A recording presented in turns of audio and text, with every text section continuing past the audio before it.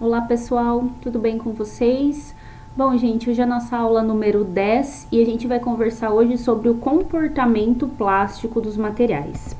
Para a gente relembrar um pouquinho, a gente considera que o material, quando recebe um esforço solicitante, ele pode se comportar de duas maneiras, ou elasticamente ou plasticamente. A gente considera que o material tem um comportamento elástico quando, ao retirar o esforço solicitante que está sendo aplicado, aquele material retorna a ter as dimensões originais. E quando isso não acontece, ele passa a ter uma deformação permanente na peça, e a gente considera que isso é um comportamento plástico, tá? Limite de elasticidade, a gente diz que é o valor máximo de tensão que você pode aplicar a uma peça e essa peça se comportar de maneira elástica. Isso também é conhecido como limite de proporcionalidade ou tensão de escoamento do material, que é acho que o que a gente mais falou em aula. Então a gente diz que a tensão de escoamento do material é o máximo valor de tensão que o material se comporta elasticamente. A partir daquele ponto você vai ter deformação plástica, tá? Lembrando que só material dúctil se deforma plasticamente. Material frágil, ele não aceita grandes deformações, ele fratura antes. Então, para materiais frágeis, isso aqui seria uma curva característica de um material frágil e nele eu não tenho deformação permanente, eu tenho apenas a deformação elástica e ele logo em seguida fratura. Ele não aceita deformação plástica. Então, quando a gente está falando de comportamento plástico do material, a gente está falando efetivamente de materiais dúcteis, porque somente material dúctil aceita deformação permanente. Então, aqui eu tenho uma curva característica, né, um diagrama tensão-deformação de um material dúctil. Então, desculpa. Essa região inicial aqui, ó, onde eu tenho uma reta, é o que a gente tem, é onde a gente tem a região elástica, né, de comportamento elástico. Então, tensões que são aplicadas até esse pontinho aqui, que é considerado a tensão de escoamento, o material se comporta elasticamente. Isso significa que você vai aplicar o esforço, esse material vai deformar, porém, quando você retirar o esforço, esse material recupera totalmente e ele volta a ter a dimensão original. Isso acontece até o limite de escoamento do material. A partir do limite de escoamento do material, a gente passa a ter deformação permanente, o que significa que o material pode se recuperar um pouco, porém não mais como ele era inicialmente, não tendo mais as dimensões originais daquela peça, tá? Então, da tensão de escoamento do material até o ponto onde o material fratura, o que a gente tem é deformação permanente, deformação plástica, correto? A lei de Hooke, né, que diz que a tensão é diretamente proporcional à deformação e só depende do módulo de elasticidade, que é a rigidez do material, ela é uma propriedade elástica e isso só se aplica, então, nessa regiãozinha aqui, ó. A partir daqui, eu não tenho mais o material se comportando pela lei de Hooke. Então, se a gente considerar um material elastoplástico, o que seria esse material elastoplástico? Seria um material que inicialmente se comporta elasticamente, porém, após algum valor de tensão, que aí vai depender do tipo de material, que seria pra gente o limite de escoamento, você passa a ter a deformação plástica. E como essa deformação plástica, ela age efetivamente na peça?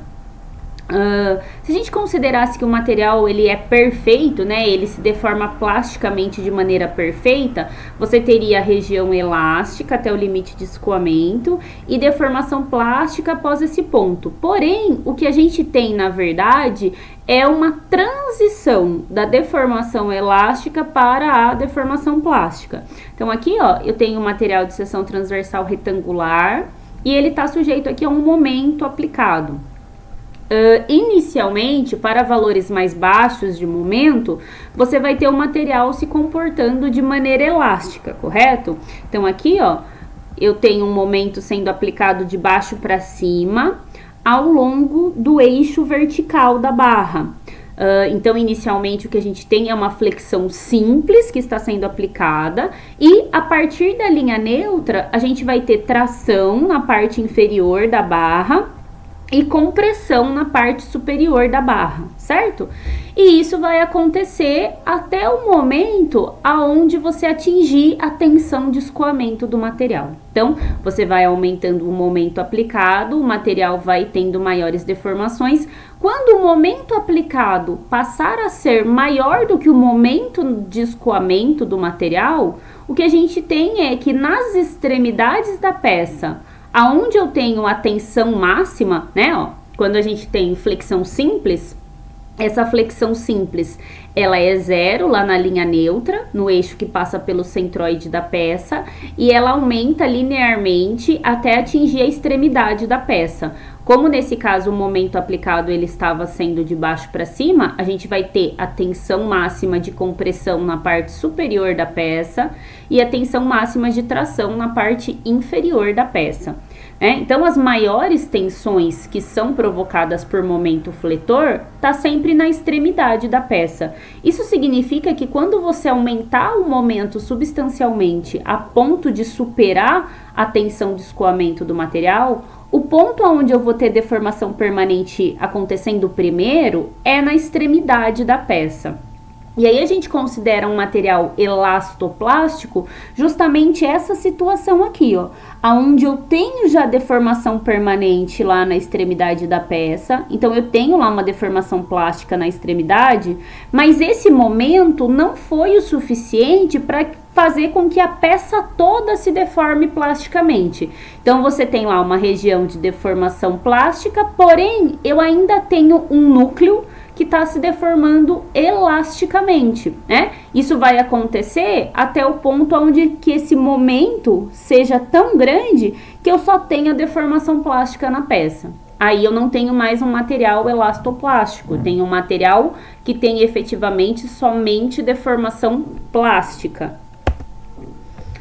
Aqui seria, né, a deformação causada pelo momento fletor, ó. Então o momento fletor de baixo para cima, se a gente observar aqui as linhas, né, a gente consegue ver que as linhas na extremidade aqui inferior, elas estão se distanciando, então o que a gente tem aqui é tração, e aqui na extremidade superior, elas estão se aproximando, então o que a gente tem aqui é compressão.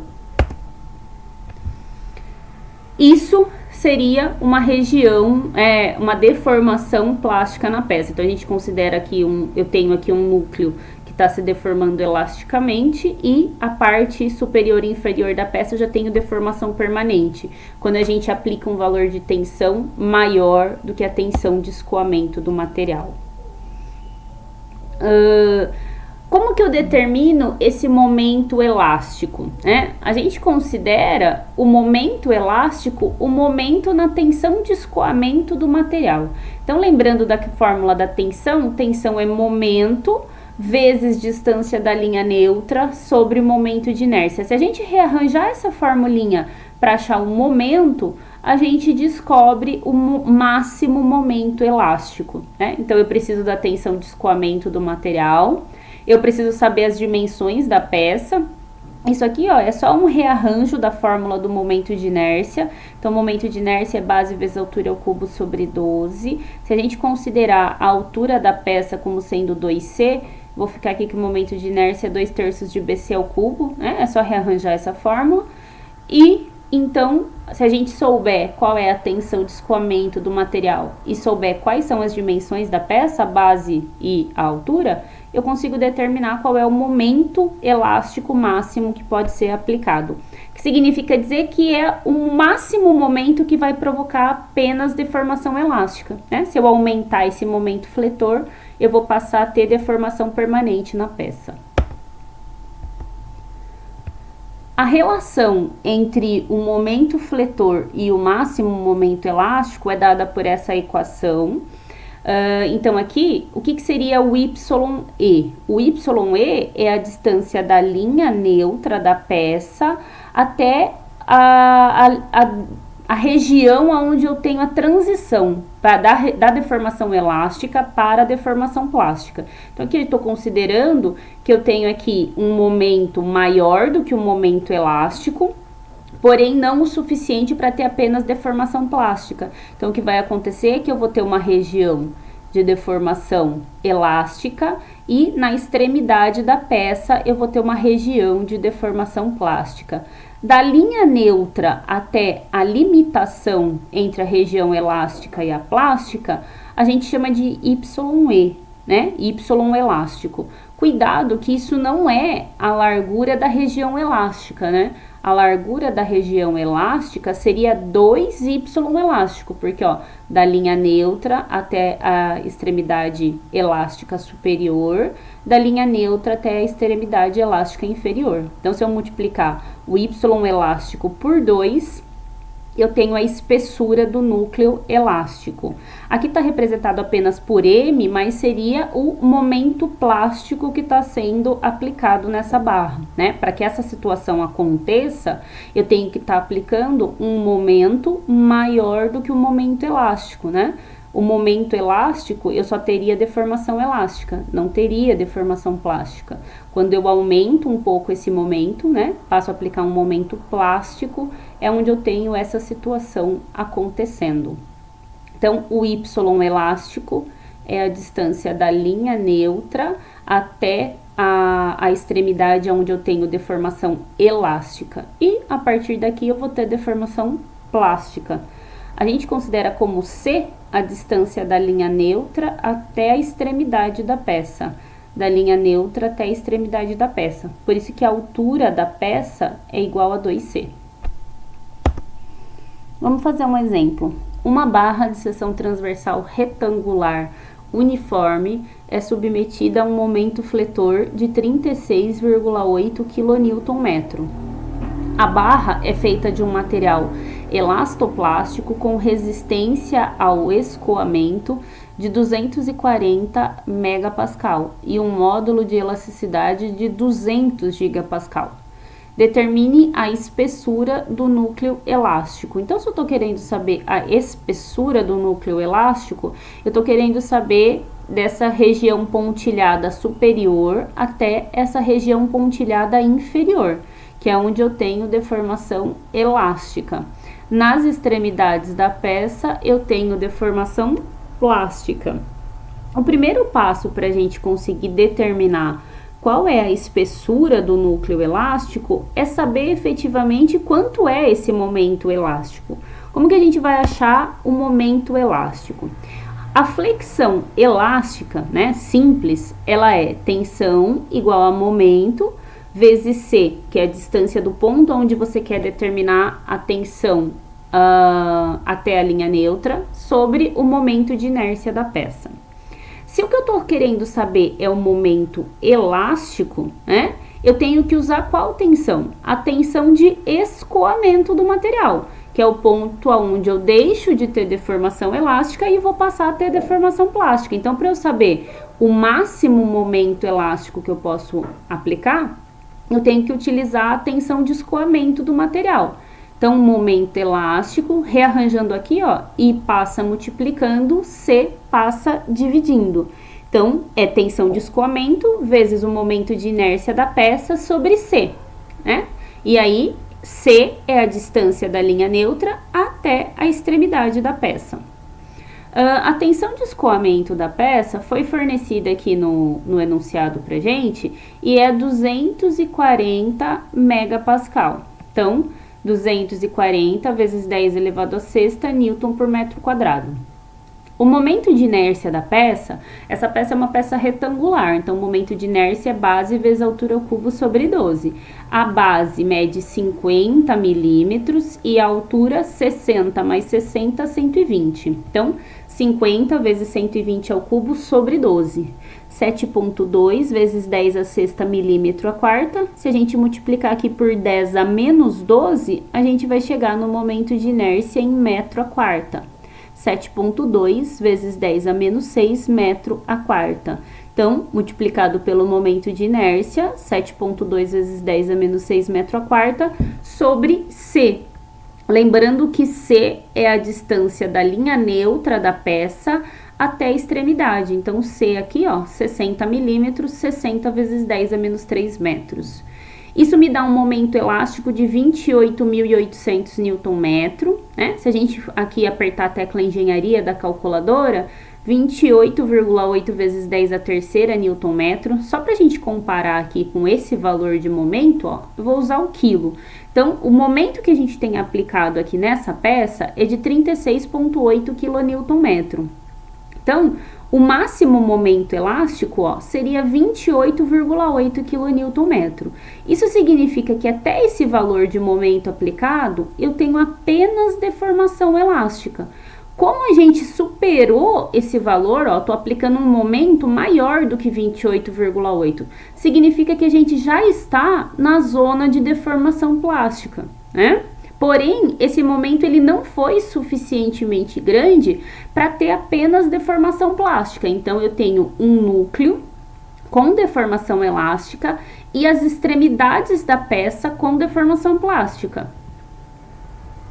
Então, para a gente conseguir determinar aqui qual é a espessura desse núcleo elástico e quanto vale aqui essa região de deformação plástica, a gente utiliza a fórmula que relaciona o momento plástico com o momento elástico. Então, ó, momento plástico é igual a 3/2 de momento elástico, 1 menos 1/3, y elástico ao quadrado sobre c quadrado.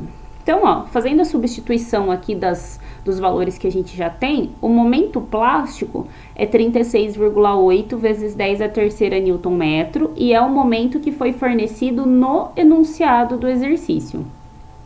3/2 de momento elástico. O momento elástico é o momento que a gente acabou de determinar. Usando a fórmula da flexão simples, considerando como tensão a tensão de escoamento do material, né? A gente conseguiu determinar o momento, o máximo momento elástico que pode ser aplicado na peça.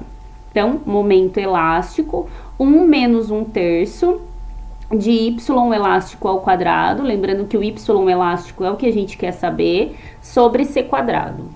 Então, resolvendo aqui, ó, 28,3 vezes 10 a terceira vezes 3 dividido por 2, e passando para cá dividindo, ó, eu vou chegar aqui, essa divisão aqui dá 0,85. Então, eu resolvi aqui, isso tá multiplicando, então passei para cá dividindo, certo? Então, eu fiquei aqui, 0,85 é igual a 1 menos 1/3, y elástico quadrado, lembrando que c é a distância da linha neutra até a extremidade da peça, então eu já substituí aqui o valor de c, 60 milímetros, 60 vezes 10 a menos 3 metros, elevado ao quadrado.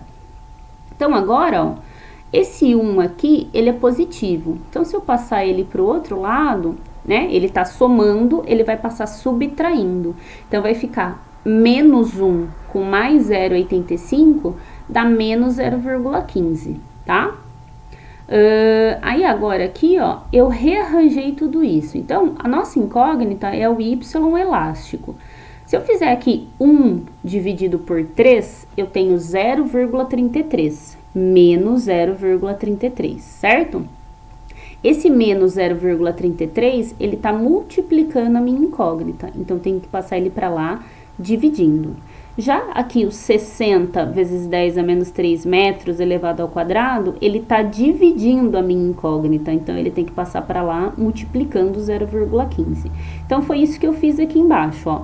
Y elástico ao quadrado é igual a menos 0,15 vezes 60 vezes 10 a menos 3 metros elevado ao quadrado. Aqui esse 1/3 eu dividi 1 por 3, que dá menos 0,33. Ele tá, só cuidado aqui, ó, ele tá multiplicando a nossa incógnita, então ele vai passar dividindo, mas ele continua negativo, certo? Então, ele vai passar dividindo menos 0,33, tá? Cuidado, a operação inversa da multiplicação é a divisão, e você mantém o sinal de menos. Resolvendo essa equação aqui, a gente vai chegar em 0,0016. Só que a gente não quer o valor de y elástico ao quadrado, a gente quer o valor de y elástico. Então, para eu conseguir retirar esse ao quadrado daqui, eu vou aplicar a raiz quadrada. E, para manter a igualdade, eu tenho que aplicar a raiz quadrada dos dois lados da igualdade. Então, eu vou ficar aqui, y elástico é igual a raiz quadrada de 0,0016. Então, y elástico é igual a 0,04 metros, certo? Então, ó, o Y elástico, se eu multiplicar aqui por 10 a terceira, ele é igual a 40 milímetros, né?